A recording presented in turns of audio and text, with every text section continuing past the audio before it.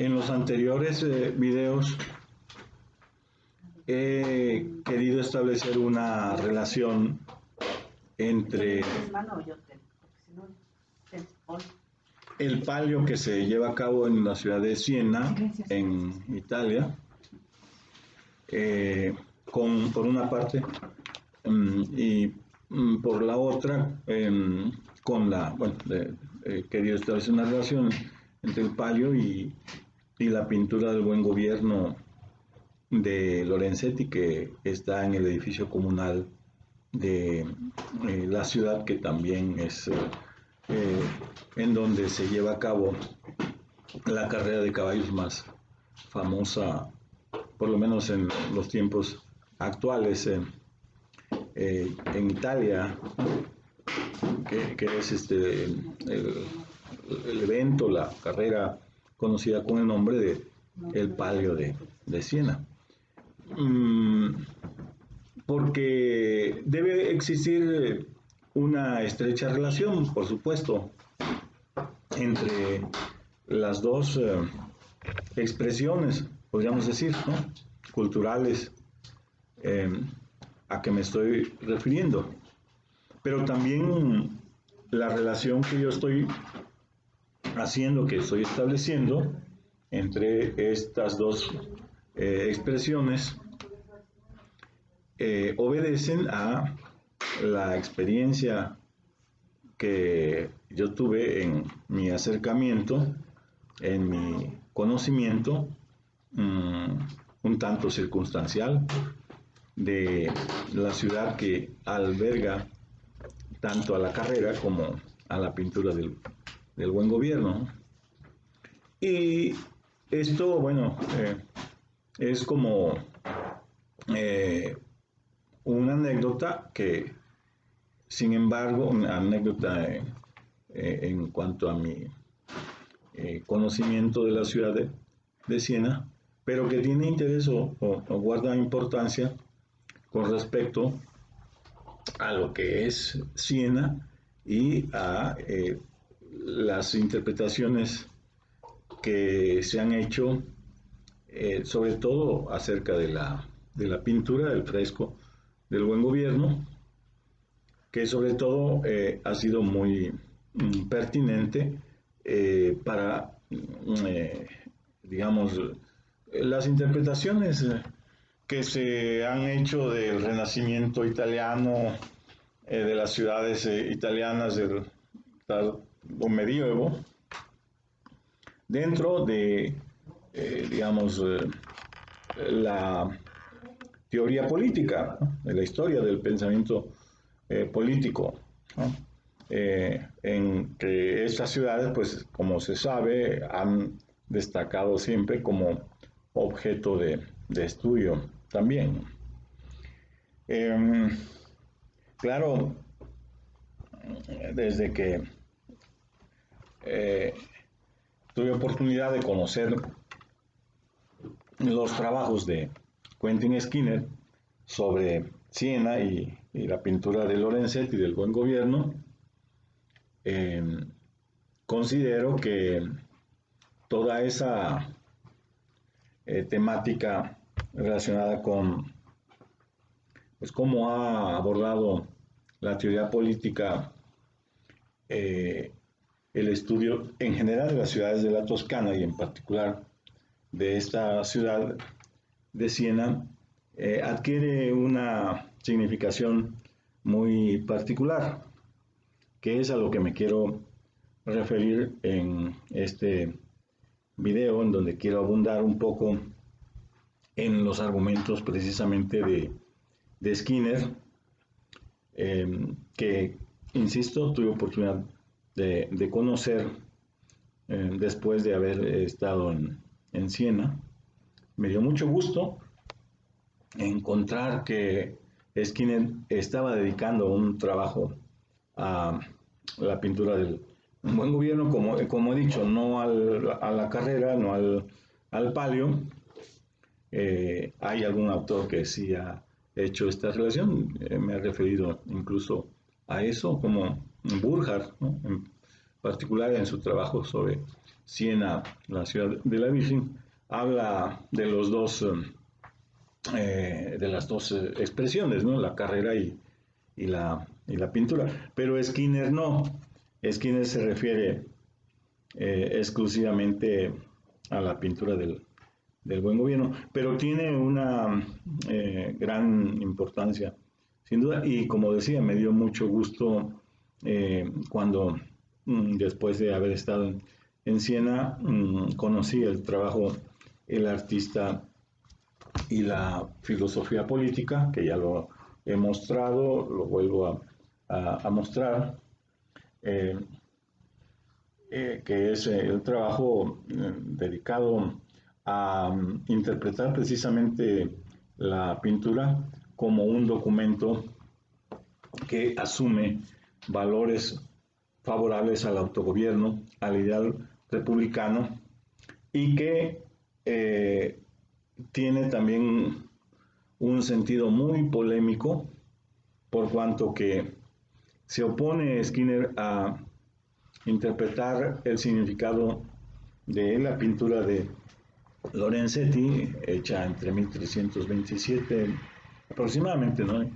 Y 1340. Se rehúsa Skinner a admitir, a aceptar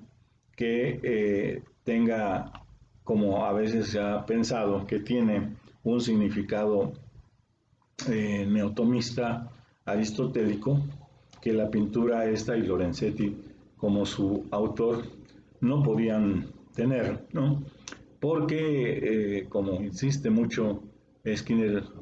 en subrayar, la política de Aristóteles no se había traducido aún del griego al latín, por lo que los autores prehumanistas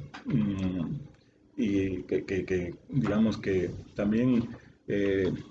escribieron obras, trabajos, textos muy relevantes desde el 1200, no podían ser seguidores de las versiones tomistas de Aristóteles, y no fue sino hasta después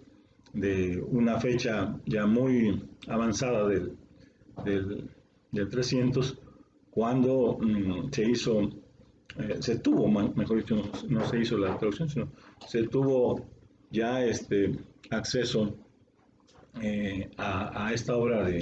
de Aristóteles, la política, tan importante para la recepción precisamente de esta pues filosofía tan influyente, tan dominante, se podría decir, durante la Edad Media, durante parte de la Edad Media, pero que al menos en una forma tan acentuada como a veces se cree que la tuvo en el movimiento humanista renacentista en Italia, no la tuvo, ¿no? Como lo afirma y lo sostiene con mucha, digamos, vehemencia, ¿no? Skinner, ¿no? Para quien precisamente la pintura debe de ser interpretada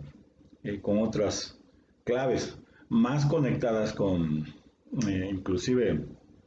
una tradición no griega, como ya lo he dicho en algún video, no asociada con la filosofía helénica, sino asociada con la tradición romana, ¿no? de moralistas y teóricos romanos, e inclusive de la tradición misma del derecho romano. A mí me parece que esa visión que plantea Skinner eh, acerca de la pintura es muy porque revalora la importancia que revalora el significado que tuvo todo este filón del pensamiento republicano que no ha sido suficientemente valorado, aquilatado, que muchos estudiosos de la pintura, tanto en cuanto a la teoría política se refiere como en cuanto a la historia del arte, también no tienen una idea que vaya en esta dirección. Al contrario, entonces toda esta interpretación skinneriana de la pintura, toda esta idea de que la noción del bien común que manejan los prehumanistas no tiene que ver con la idea del bien común tanto de Aristóteles como de la idea del bien común que podría incluso hasta acreditársele a Cicerón y a otros autores más bien romanos, ¿no? Bueno, puntualmente Skinner dice que los frescos de Lorenzetti, en el trabajo este que estoy tomando como base, que yo espero que algunos de ustedes lo puedan conocer, lo puedan leer, que el ciclo de frescos de Lorenzetti y el buen gobierno debe ser interpretado como una contribución de la cultura retórica prehumanista, que había comenzado a florecer, estoy citando, a florecer en las ciudades repúblicas durante los primeros años del siglo XIII. Entre sus fuentes, yo creo que esto conviene subrayarlo, es un pasaje muy importante que aparece en las primeras páginas del texto. Entre sus fuentes hay que observar con atención tres clases diferentes de documentos. Los ars dictaminis de este periodo y más concretamente los compuestos por dictadores como Guido Fava, que incluyen unos compromisos morales y políticos bien definidos. En segundo lugar, debemos tener también en cuenta documentos oficiales tan decisivos como las constituciones de las repúblicas urbanas, siendo la más significativa los breves de Siena, recopilados en 1250. Como podrán ustedes ya haber notado, los títulos de esos trabajos están incluso en latín, ¿no? Aún no aparecen en vernáculo, ¿no? Siendo las más significativas los breves de Siena, decía, recopilados en 1250. La Constitución Latina de la ciudad, redactada en 1262, y su más extensa versión vulgar o vernácula de 1309 a 1310. Más importantes todavía pueden resultar los textos de la tercera fuente, los tratados especializados en el gobierno de las ciudades que empezaron a circular durante las primeras décadas del 200, del 200. De entre ellos, la obra pionera parece ser el Oculos Pastoralis, tratado anónimo posiblemente escrito en la década de 1220. A este seguirían poco después De Sapientia Potestatis de Orfino de Lodi, compuesto en versos leoninos a principios de la década de 1240. El Liber de Regimen Civitatum de Giovanni de Viterbo, concluido sin duda en 1253, y Li Libris Doutresor de 1266, obra enciclopédica de Brunetto Latini, que recoge en parte las obras presentes. Y a continuación, precisamente, Skinner subraya que ninguno de estos autores o en estos textos podía acusar que tuviera conocimiento directo el autor o el texto, bueno,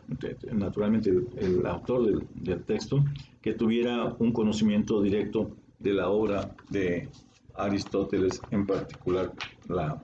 política. Y creo que esto es de suma importancia, como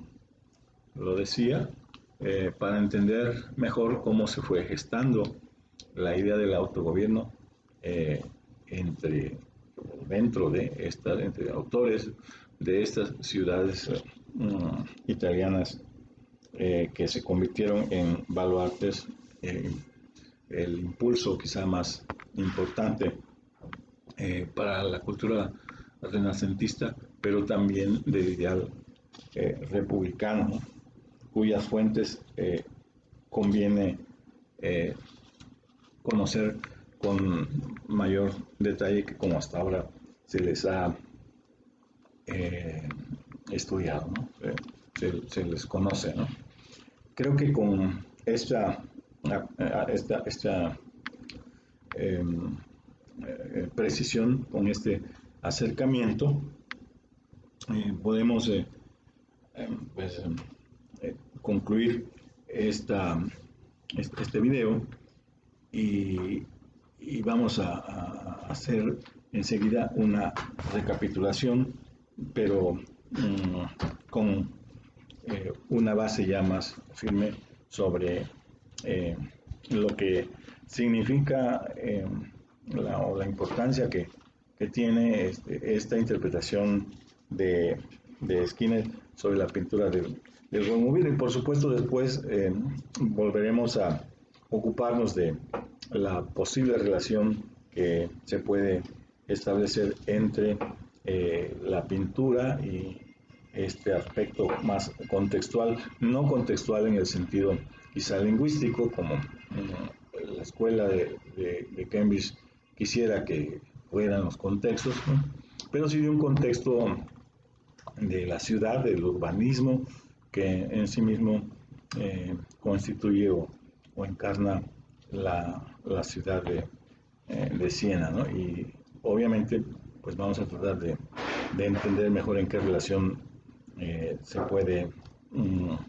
estar, ¿no? El festejo, el espectáculo de la carrera que yo presencié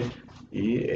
la pintura del buen gobierno que pues la hemos seguido analizando desde aquella primera aproximación a la ciudad que tuve hace ya ahora un par de décadas. Esperamos vernos pronto en un nuevo video.